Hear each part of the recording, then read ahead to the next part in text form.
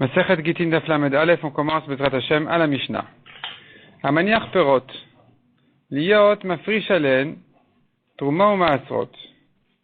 Donc Amaniach Perot, celui qui met de côté des fruits, et il veut se servir de ces fruits-là pour mettre là-bas ses prélèvements, pour que ces prélèvements se fassent sur ces fruits-là qu'il a mis de côté, de manière à lui faciliter le prélèvement, c'est-à-dire, quand il a des fruits devant lui, il dit voilà, donc il se trouve que dans les fruits que j'ai devant moi, il y a tant et tant de trouma qui vont aller sur les fruits que j'ai gardés chez moi, tant et tant de maaser qui seront sur les fruits que j'ai gardés chez moi, et ainsi de suite.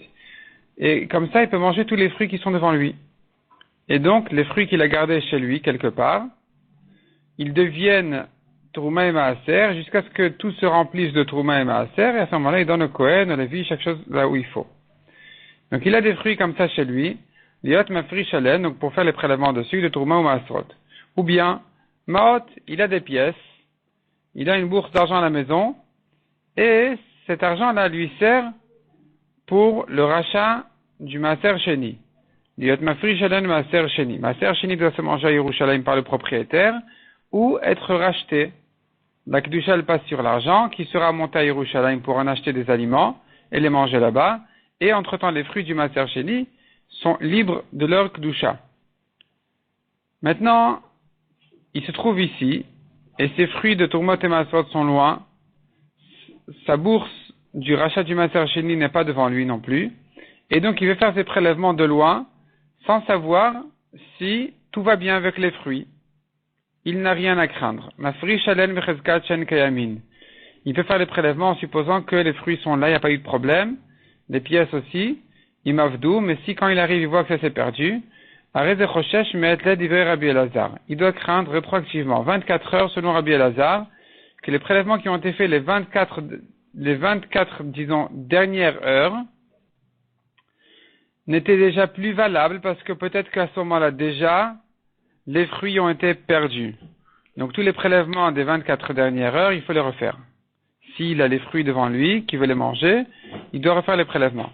Rabbi Yehuda Omer, Bishlosha parakim bodkin et hayayin. Rabbi Yehuda dit comme ça, celui qui a un tonneau de vin, et lui aussi, il veut travailler avec ce même système-là. Il a ce tonneau de vin là en question, et à chaque fois qu'il a des prélèvements de vin, il les met sur ce tonneau. Et le vin n'est pas devant lui, il le garde dans sa cave. Il faut qu'il le vérifie 3 fois par an pour voir que le vin n'a pas tourné. Parce que si le vin a tourné, il ne peut plus faire ses prélèvements sur du vinaigre. Premièrement, première saison où il faut vérifier le vin, c'est Bekidum Shel Motzei Achag. Quand arrive le vent de l'Est à la sortie de Sukkot. Deuxième saison, Votat Smadar. Quand les raisins, ils commencent à peine à pousser. Au Vishat Knisat Meim Beboser, c'est la troisième saison.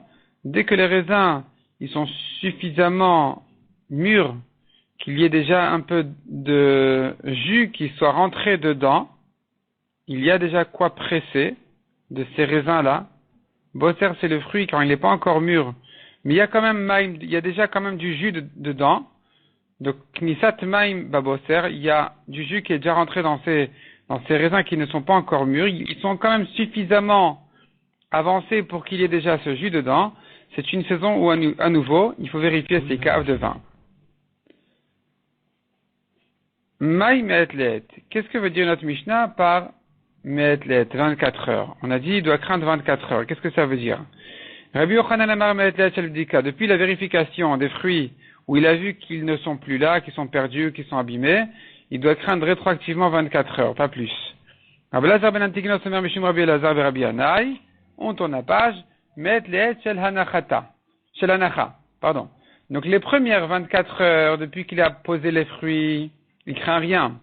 Il doit par contre craindre depuis qu'il a vérifié qu'il n'a pas trouvé les fruits, il doit craindre rétroactivement jusqu'à la fin des 24 heures depuis le moment où il les a posés.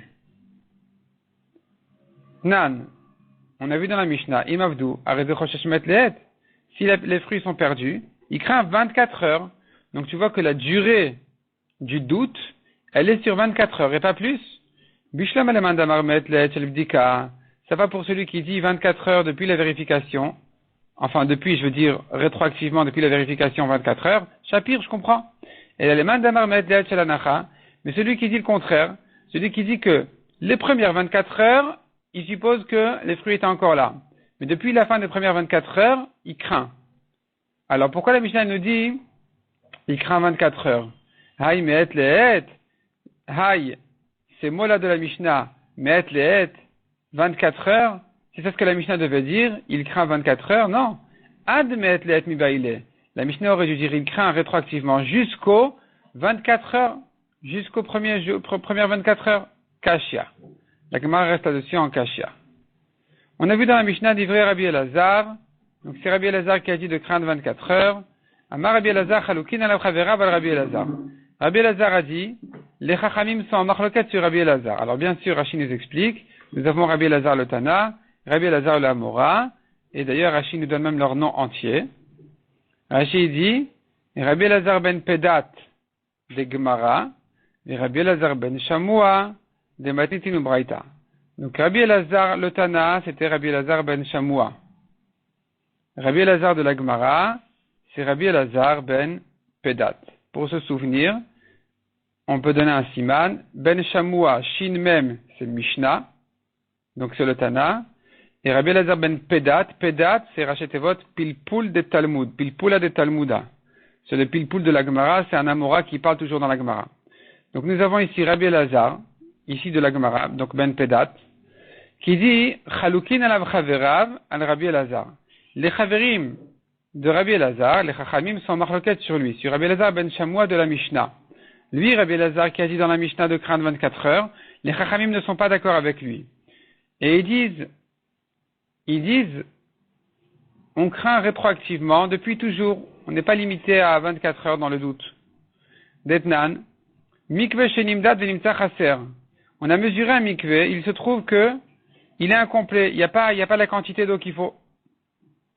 Kol teharot shenasol gabav le mafrea, toutes les taharot qui ont été faites, tout ce qui a été trempé dans ce mikve, rétroactivement, on craint que c'est tamé. Ben birshut achid, ben birshut arabim, aussi bien si le mikve dans un domaine privé que public, tmeot. Dans tous les cas, on craint que le mikvé était déjà incomplet au moment où on les a trempés, c'est tamé. Malgré que on distingue au niveau de la touma entre reshut et achid et reshut arabim, on dit spek touma birshut et achid tamé birshut arabim taor, ce n'est que pour le début de la touma. Si on ne sait pas si quelque chose est devenu tamé, dans un reshut et achid, dans un domaine privé, on dira dans le doute que c'est tamé, alors que dans un domaine public, on dira que c'est taor. Ici, par contre, c'est pas le cas et c'est pas la halacha. Parce que ici, c'est pas que j'ai un doute si c'est devenu tamé ou pas. Je sais que c'était tamé. Je ne sais pas si ça s'est purifié en se trempant au mikvé parce que peut-être que le mikvé était déjà incomplet. Donc maintenant, tout ce qui a été trempé dans ce mikvé-là est tamé. On craint que le mikvé était déjà incomplet. Et ces rachamim-là qui disent pas on craint 24 heures ou bien on craint jusqu'à 24 heures, ils disent on craint depuis toujours que ce mikvé-là il est incomplet. Ou plutôt depuis le jour où on l'a mesuré, on a vu qu'il était complet, depuis une minute après, on craint déjà que ça y est, il n'y avait plus la quantité. Ces Rachamim, cette Mishnah-là, ne pense pas comme Rabbi Elazar qui a limité le doute à 24 heures. La Gemara demande Pshita de Chaloukin. Évidemment que les Rachamim d'ici sont en marloquette sur Rabbi Elazar. Qu'est-ce que tu vas nous apprendre? Maouditema, tu aurais pu dire, la Mishnah du Mikvé qui a dit on craint rétroactivement. Elle ne nous a pas donné de temps. Peut-être qu'elle aussi ne veut dire que 24 heures. Et que donc les Chachamim seraient d'accord avec Rabbi Elazar. Kamash Malan que non. Que non. Le mikvé en question, il est toujours en doute. Et donc, même plus que 24 heures, tout ce qui a été trempé là-bas, c'est tamé. Rabbi Yehuda Omer Begimet Prakim Vechule. Rabbi Yehuda a dit, à 3 occasions de l'année, 3 saisons de l'année, il faut vérifier le vin. Première saison, on a dit, c'est le vent de l'Est qui arrive après Sukkot. Tana. Bekidum shel Motzeachag shel Tkufa. Le vent de l'Est qui vient après Sukkot, ce n'est que si la saison est déjà arrivée. Mais si la saison de l'été ne s'est pas encore terminée selon l'année solaire, et que Sukkot est déjà sorti, alors on n'en est pas encore arrivé au vent à la saison en question où le vin risque de s'abîmer, où il faut le vérifier. Quand on a dit que quand le vent de l'Est arrive après Sukkot, il faut craindre et vérifier les vins, c'est que si on est déjà dans la saison de l'automne. Tanya Rabuda Omer, Begimel Prakim, Mochin et Atvua. À 3 saisons de l'année, on vend la récolte. Lifne Azera ou Bishat Azera. Premièrement, avant la semence. Deuxièmement, pendant la semence. Troisièmement, Bifroa sa Pesach, avant Pesach. Ou Bishlosha Prakim Mochin et Ayayin. À 3 saisons de l'année, on vend le vin. Bifroa sa Pesach, ou Bifroa sa Tseret, ou Bifroa sa Chag, avant Pesach, Shavuot et Sukkot. Veshemen, Me'atzeret ve'elach. L'huile se vend depuis Shavuot. Les maïl cheta, quelle importance? Quelle importance? Ce sont des halachot de commerce. Qu'est-ce qu'on vient de nous apprendre ici? Amarava vitem aravapa les shutfin. Des associés. S'il y en a un d'eux qui veut vendre, il a vendu sans la permission du deuxième pendant ces saisons-là. Et voilà que juste après les prix ont monté, l'associé il se plaint que son associé a fait une mauvaise affaire. Eh bien on l'écoutera pas. On dira non, c'est la saison, c'est là qu'il faut vendre. C'est là qu'il faut vendre. Donc ton associé quand il a vendu, il a eu raison. Mikan ve'el achmai. Après ces saisons-là, quand sont passées les 3 saisons, qu'est-ce qui se passe? Qu'est-ce qu'on fait? Amar Rava kol yom pirkeu. Rava dit dorénavant, chaque jour c'est son moment. C'est ça y est. Quand les 3 saisons sont passées, on ouvre la marchandise et on la termine. On vend. La Gemara maintenant nous ramène des drachot à propos de ce vent de l'Est là en question, qu'on a vu que quand il vient après Sukkot, il peut abîmer les vins. Qu'est-ce que c'est que ce vent de l'Est là en question, dont on a parlé? Nous avons un pasouk à propos de Yona Navi. Le pasouk dit à propos de l'histoire connue de Yona, que finalement quand il est arrivé à Ninvé et qu'il a fait faire tchouva aux gens, il y a donc le pasouk nous dit, il y a un soleil qui est sorti, qu'il a fatigué, il s'est endormi là-bas, avec toute l'histoire de la plante qui a poussé sur lui, qui a séché le lendemain, et quand Yona s'est plaint que la plante qui lui faisait de l'ombre, elle a séché, Akadosh Baruch Hu, il a dit, toi, tu regrettes cette plante et tu regrettes pas une grande ville comme Ninvé, qui allait tous mourir sans faire tchouva. Donc l'histoire là-bas, elle est dit le pasuk, Vaïk Izroach Hashemesh, et ce fut lorsque le soleil s'est levé, Vaïman Elokim, Akadosh Baruch Hu a présenté Ruach Kadim, un vent de l'Est, Charishit. Maï Charishit, que veut dire le mot Charishit? Amar Avuda Beshachem Menashevet, quand ce vent de l'Est là il souffle, Osat Lamim Tlamim Bayam, il fait des sillons dans la mer, tellement il est fort. Et donc ça s'appelle Charishit, ça vient du mot Charisha. Il laboure la mer. Il fait des grands creux dans la mer. Amar le Rabbi Yachai nous dit, si c'est comme ça, comment tu comprends la suite du pasuk qui dit, Vatach Hashem eshal rosh Yona, le soleil a frappé sur la tête de Yona, Vait Alaf. Et Yona, il s'est fatigué, il s'est évanoui. En général, Vait Alaf, dans la Gemara, ça veut dire il s'est fatigué. La Gemara demande, si tu me dis que c'était un vent très fort, pourquoi ça l'a fatigué? Quel rapport entre ça et le fait que le soleil, il a frappé très fort et que Yona, il s'est endormi? Et là, Maraba, Beshash et Menashevet, donc la Gemara corrige. J'ai dit, c'est quoi Charishit? Charishit, ça veut dire autre chose. Beshash et Menashevet, quand ce vent, il souffle, Meshatek et kol aruchot mipanea. Il fait taire tous les vents en face de lui parce qu'il est plus fort que tous. C'est un vent plus chaud. C'est un vent tellement chaud que il fait taire, ça veut dire il soumet tous les autres vents de devant lui. C'est pour ça qu'on l'appelle Charishit, qui vient du mot Cheresh, la Chrish, qui veut dire se taire. C'est ce que dit le pasuk, Asher de Begade Chachamim, Beashket Eretz Midarom. Tes vêtements sont chauds. Beashket Eretz Midarom, qu'est-ce que ça veut dire? Amar Abitachlifa Barafriza, Marafriza. Et Matai Begade Chachamim, quand est-ce que tes vêtements sont chauds? Beshash Ishkit Eretz Midarom, lorsque Ishkit Eretz se tait la terre se tait, se calme, Midarom du vent du sud, chez Beshash Menashevet, car quand le vent de l'est il souffle, Meshatek et Kol Aruchot Mipania, il fait taire tous les vents de devant lui, et le vent de sud aussi, il se tait, c'est-à-dire il n'est plus ressenti. Rashi explique que le vent du sud, il est froid, et quand arrive le vent de l'est, il réchauffe le monde, et donc le vent du sud n'a plus son mot à dire, il se tait. Et là, c'est le moment où Bgadei Chachamim, tes vêtements sont chauds. Ravuna et Rav Chizda. La Gemara raconte maintenant sur Ravuna et Rav Chizda, où Yadve, ils étaient assis ensemble. Khalif ve'azil Gneva alayou. Gneva, qui est le nom d'un certain Chacham, il est passé devant lui, et ils étaient en discussion, est-ce qu'il faut se lever en son honneur? Alors il y en a un qui a dit à son ami, viens, on se lève de devant lui, Debar Orianou, c'est un Ben Torah.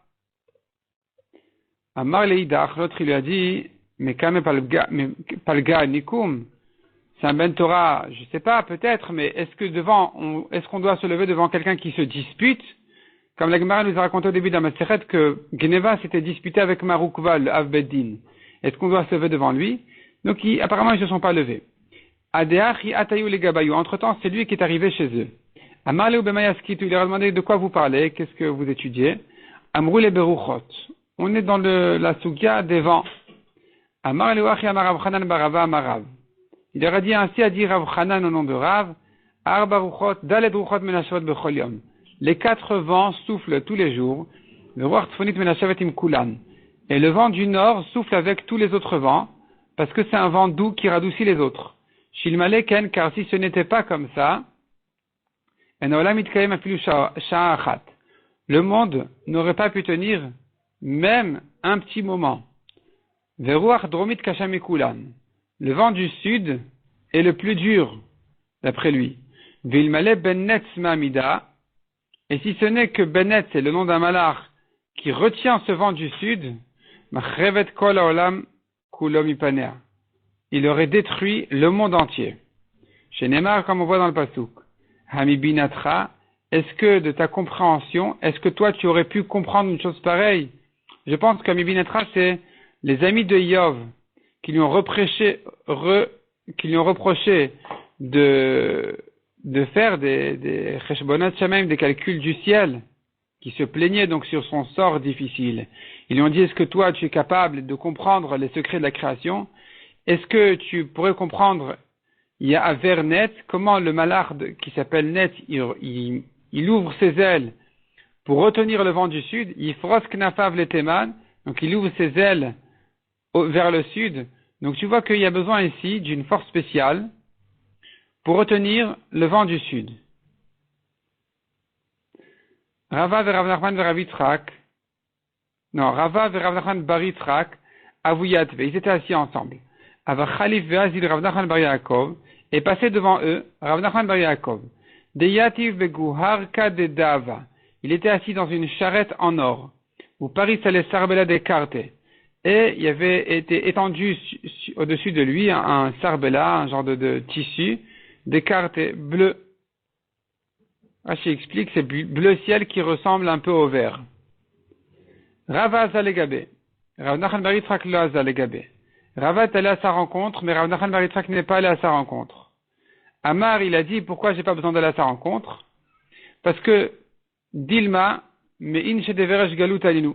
Peut-être que cet homme-là qui vient dans cette charrette en or, il savait pas qui c'était. Peut-être que c'est un homme des gens de Resh Galuta. Or, j'ai pas besoin d'eux, je suis pas soumis à eux. Rava tsarich leu, analo tsarich naleu. Lui, Rava, il est soumis à eux, il a besoin de les respecter, d'aller à leur rencontre. Moi, Rav Nachman bar Yitzchak, je ne suis pas soumis à eux. Rav Nachman bar Yitzchak était lui-même le gendre de Resh Galuta. Donc, il n'avait pas besoin d'aller voir de quoi il s'agissait. Quand il a vu que c'était Rav Nachman bar Yaakov et pas Resh Galuta, Azil et Gabé, il est allé à sa rencontre, il est allé le voir. Galé Dar'e, il a dévoilé son bras, donc il a levé sa manche. Amar, il a dit Shadian Nashiv, la charrette, elle souffle, il y a un vent très chaud maintenant. Amar Avachi Amarab, Rava a dit au nom de Rav, sur ce vent-là, de l'Est. Ce vent de l'Est, il est tellement chaud qu'il peut être même dangereux. Il dit comme ça. Ce vent de l'Est, Isha Peletbo. Une femme peut perdre son bébé. Elle peut perdre son fœtus à cause de ce vent-là qui risque de l'abîmer. Ou Shmuel Amar Afil Margalit Shebayem Markevetbo. Même une pierre précieuse dans la terre, Bayam, dans la mer, elle peut pourrir à cause de la chaleur de ce vent-là. Rabbi Yochanan Amar afilu shichvazer hashvim eisha masrachat bo. Même une femme, après ses relations, elle peut ne pas, donc ça peut s'abîmer et qu'elle ne soit pas enceinte. À cause de ce vent-là qui risque d'abîmer même ce qui se trouve dans son ventre. Amar Rabbi Baritra, Kushloshan Mikar Chadarshu, les trois ont fait la dracha du même pasouk. Kihu ben Achim Yafri. Donc ce pasouk-là, apparemment, il parle de ce vent de l'Est. Kihu ben Achim Yafri, Yavo Kadim. Donc Yavo Kadim, viendra le vent de l'Est. La Gemara, à la fin, va expliquer le début du pasouk ben Achim Yafri. La Gemara commence par la suite. Yavo Kadim vient le vent de l'Est, Ruach Hashem Midbar Oleh. Un vent d'Hashem qui monte du désert.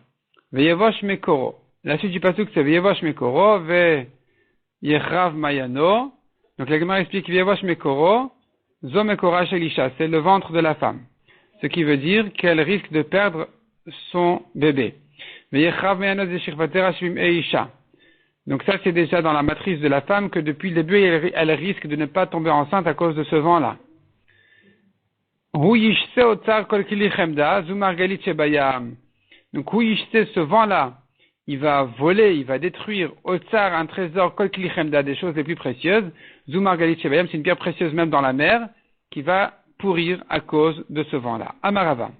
Adesurahu, ceci est une dracha des gens de Soura, des daike krae, qui déduisent les psukim comme ça. La Gemara reprend le début du pasouk. Maikihu ben Achim Yafri. Que veut dire le début du pasouk? Car lui, Ben Achim entre les frères, Yafri. Ça veut dire quoi? Amarava. Afilu, Shufta, Bekufina de Mara Rafia. Shufta, Bekufina de Mara. Mara, c'est une pioche. Et Kufina de Mara, c'est le trou dans lequel est encastrée la anse de cette pioche-là en question. Et donc, elle est enfoncée là-bas, mais tout se ramollit tellement à cause de ce vent de l'Est, que même ça, rafia, même shufta, la anse, le koufina dans le trou, démarre de la pioche, rafia, elle se ramollit. Et c'est ce que dit le pasuk Ben Achim Yafri. Ben Achim, c'est entre les frères qui sont attachés, comme ici, la anse qui est attachée, qui est enfoncée dans cet outil-là en question, cette pioche, et El Yafri, Yafri qui veut dire Rafia, Rafia qui va se ramollir, et donc peut-être même tomber. Rabbi Yosef Amar a fait le sikta bedafna Rafia, même un clou dans le mur, il se ramollit, il risque de sortir à cause de la chaleur de ce vent-là. Rabbi Yaakov Amar a fait le kanya bekufta Rafia. Kanya bekufta, même kanya, un roseau, bekufta, qui est un roseau,